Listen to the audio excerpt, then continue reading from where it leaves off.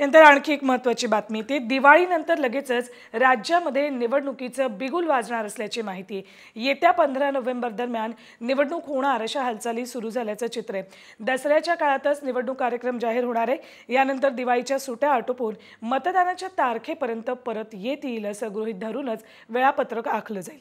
विधानसभेची मुदत 26 नोव्हेंबर 2024 रोजी संपेल। अशातच राज्याचे मुख्य निवडणूक अधिकाऱ्यांचा या संदर्भात केंद्रीय निवडणूक आयोगाशी पत्रव्यवहार सुरू आहे। त्यामुळे गणपती विसर्जनानंतर जागा वाटपाचा श्री गणेशा होणार का हे पाहणं महत्त्वाचं असेल। तर दिवाळीनंतर विधानसभेचं बिगुल वाजणार का अशी चर्चा सुरू झालेली आहे। 15 नोव्हेंबर दरम्यान निवडणूक होण्याची शक्यता सध्या वर्तवली जाते। त्यानुसार राजकीय पक्ष सुद्धा कामाला लागलेले आहेत। नवरात्रीच्या दरम्यान दसऱ्याच्या दरम्यान याबाबत घोषणा सुद्धा केली जाऊ शकते।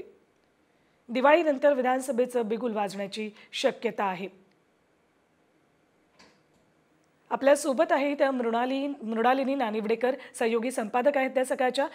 मृणालिनी ताई, स्वागत तुमचं खूप खूप।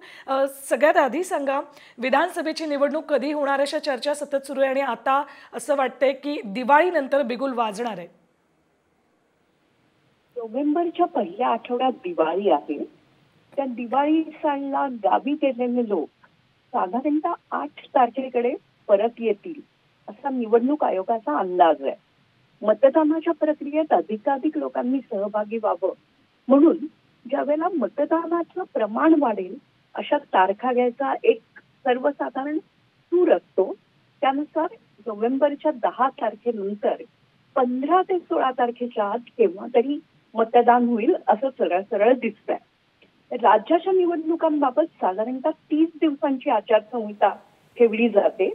त्यानुसार ऑक्टोबरमध्ये दसरा संपताच निवडणुकीची घोषणा होईल असा प्रारंभिक अंदाज आज तरी दिसतोय।